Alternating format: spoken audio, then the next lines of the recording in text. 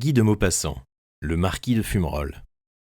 Roger de Tourneville, au milieu du cercle de ses amis, parlait, à cheval, sur une chaise.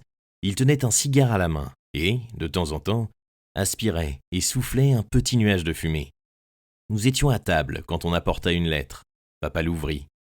Vous connaissez bien papa, qui croit faire l'intérim du roi en France.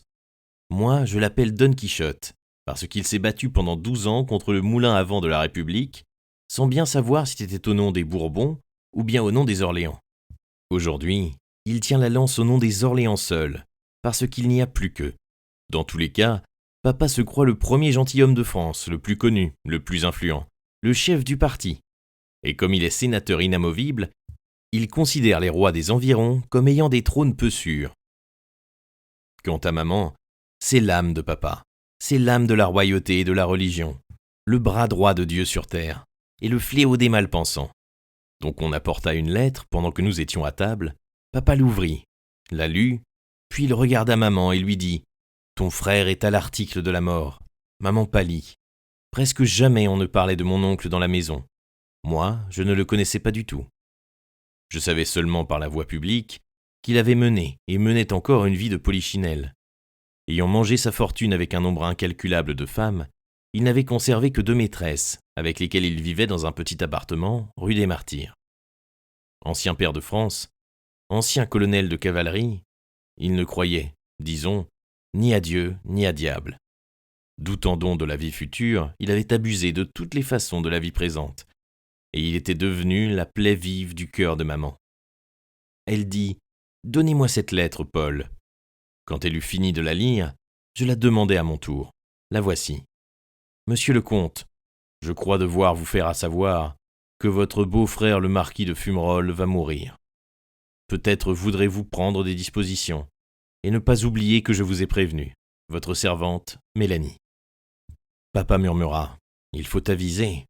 Dans ma situation, je dois veiller sur les derniers moments de votre frère. » Maman reprit « Je vais faire chercher l'abbé Poivron et lui demander conseil, puis j'irai trouver mon frère avec l'abbé et Roger. Vous, Paul, restez ici. Il ne faut pas vous compromettre. Une femme peut faire et doit faire ces choses-là.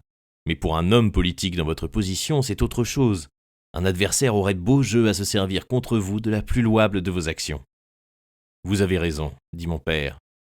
Faites suivant votre inspiration, ma chère amie. » Un quart d'heure plus tard, l'abbé Poivron entrait dans le salon, et la situation fut exposée et analysée, discutée sous toutes ses faces. Si le marquis de Fumerol, un des grands noms de France, mourait sans les secours de la religion, le coup assurément serait terrible pour la noblesse en général, et pour le comte de Tourneville en particulier.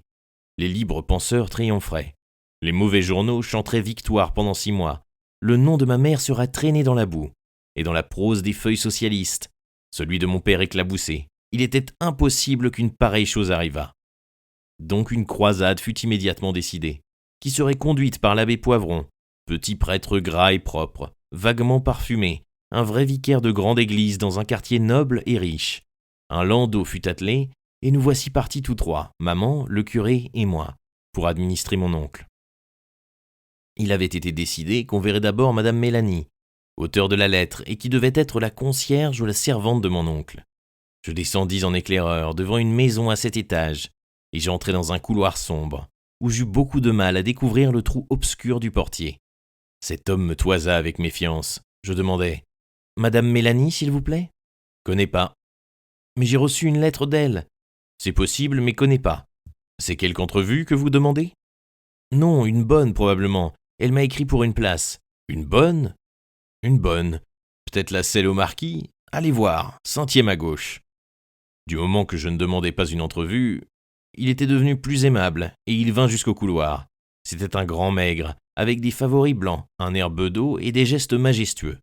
Je grimpai en courant, un long limaçon poisseux d'escalier dont je n'osais toucher la rampe, et je frappai 3 coups discrets à la porte de gauche du 5e étage.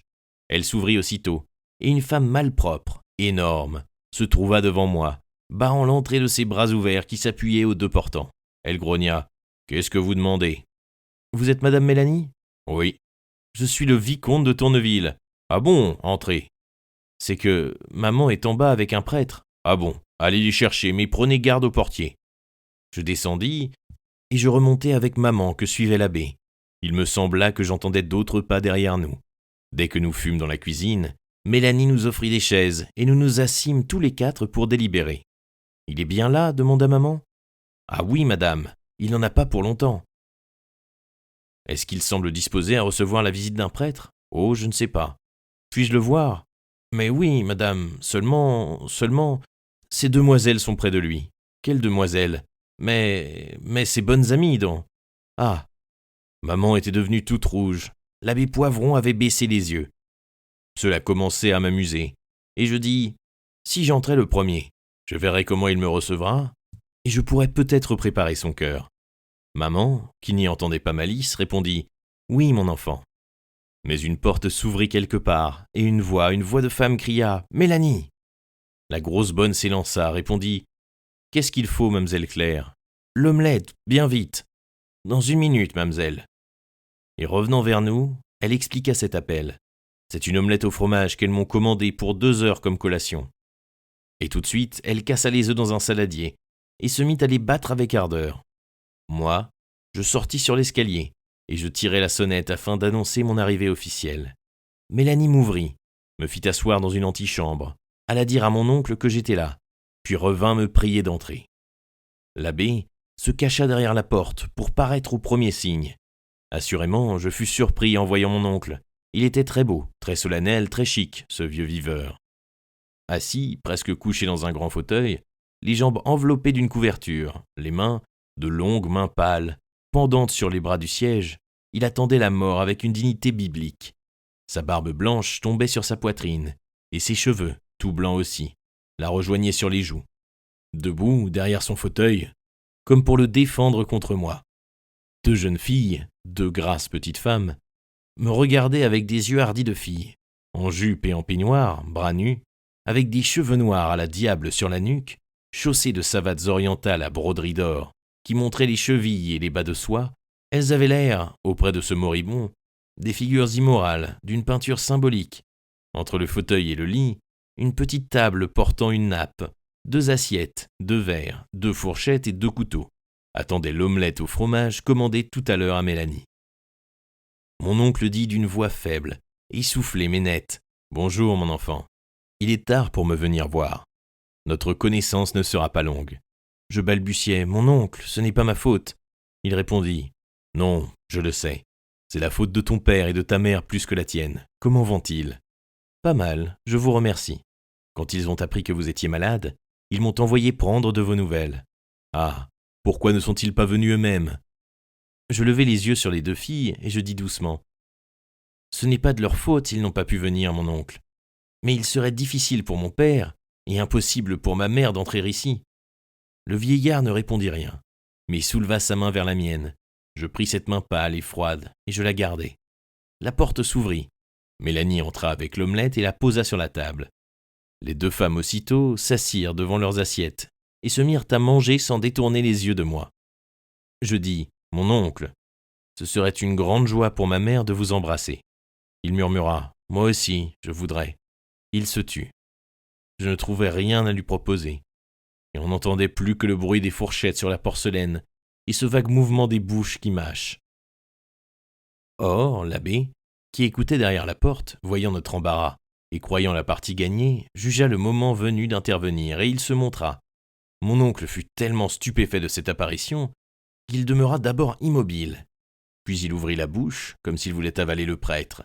Puis il cria d'une voix forte, profonde, furieuse. « Que venez-vous faire ici ?» L'abbé, accoutumé aux situations difficiles, avançait toujours, murmurant « Je viens au nom de votre sœur, monsieur le marquis. C'est elle qui m'envoie. Elle serait si heureuse, monsieur le marquis. » Mais le marquis n'écoutait pas. Levant une main, il indiquait la porte d'un geste tragique et superbe, et il disait, exaspéré, haletant, « Sortez d'ici, voleur d'âme. Sortez d'ici, violeur de conscience. Sortez d'ici, crocheteur de porte des moribonds. » Et l'abbé reculait. Et moi aussi je reculais vers la porte, battant en retraite avec mon clergé. Et, vengées, les 2 petites femmes s'étaient levées, laissant leur omelette à demi mangée, et elles s'étaient placées des 2 côtés du fauteuil de mon oncle, posant leurs mains sur ses bras pour le calmer, pour le protéger contre les entreprises criminelles de la famille et de la religion. L'abbé et moi-même nous rejoignîmes maman dans la cuisine. Et Mélanie de nouveau nous offrit des chaises. « Je savais bien que ça n'irait pas tout seul, disait-elle. Il faut trouver autre chose, autrement il nous échappera. » Et on recommença à délibérer. Maman avait un avis. L'abbé en soutenait un autre. J'en apportais un troisième.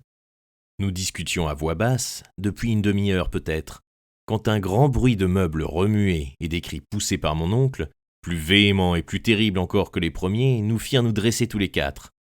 Nous entendions à travers les portes et les cloisons « Dehors, dehors ! Manant, cuistre ! Dehors, gredin, dehors, dehors !» Mélanie se précipita, puis revint aussitôt m'appeler à l'aide. J'accourus. En face de mon oncle soulevé par la colère, presque debout et vociférant, deux hommes, l'un derrière l'autre, semblaient attendre qu'il fût mort de fureur. À sa longue redingote ridicule, à ses longs souliers anglais, à son air d'instituteur sans place, à son col droit et à sa cravate blanche, à ses cheveux plats, à sa figure humble de faux prêtre d'une religion bâtarde, je reconnus aussitôt le premier pour un pasteur protestant. Le second était le concierge de la maison qui, appartenant au culte réformé, nous avait suivis, avait vu notre défaite et avait couru chercher son prêtre à lui, dans l'espoir d'un meilleur sort. Mon oncle semblait fou de rage. Si la vue du prêtre catholique, du prêtre de ses ancêtres, avait irrité le marquis de Fumerol, devenu libre penseur, l'aspect du ministre de son portier le mettait tout à fait hors de lui. Je saisis par les bras les deux hommes, et je les jetai dehors si brusquement qu'ils s'embrassèrent avec violence 2 fois de suite, au passage des portes qui conduisaient à l'escalier. Puis je disparus à mon tour, et je rentrai dans la cuisine, notre quartier général, afin de prendre conseil de ma mère et de l'abbé. Mais Mélanie, effarée, rentra en gémissant. « Il meurt, venez vite, il meurt !» Ma mère s'élança. Mon oncle était tombé par terre, tout au long sur le parquet, et il ne remuait plus. Je crois bien qu'il était mort. Maman fut superbe à cet instant-là. Elle marcha droit sur les 2 filles agenouillées auprès du corps qui cherchaient à le soulever, et leur montrant la porte avec une autorité, une dignité, une majesté irrésistible, elle prononça « C'est à vous de sortir maintenant ». Et elles sortirent, sans protester, sans dire un mot. Il faut ajouter que je me disposais à les expulser avec la même vivacité que le pasteur et le concierge. Alors l'abbé Poivron administra mon oncle, avec toutes les prières d'usage, et lui remit ses péchés. Maman sanglotait, prosternée près de son frère.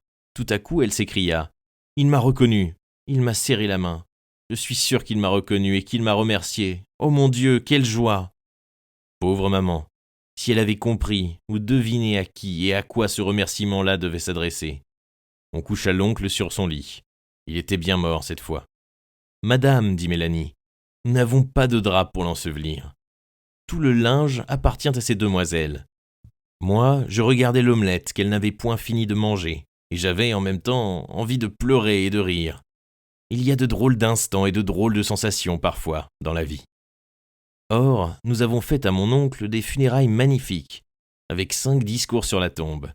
Le seigneur baron de Croisselles a prouvé, en termes admirables, que Dieu toujours rentre victorieux dans les âmes de race un instant égarées.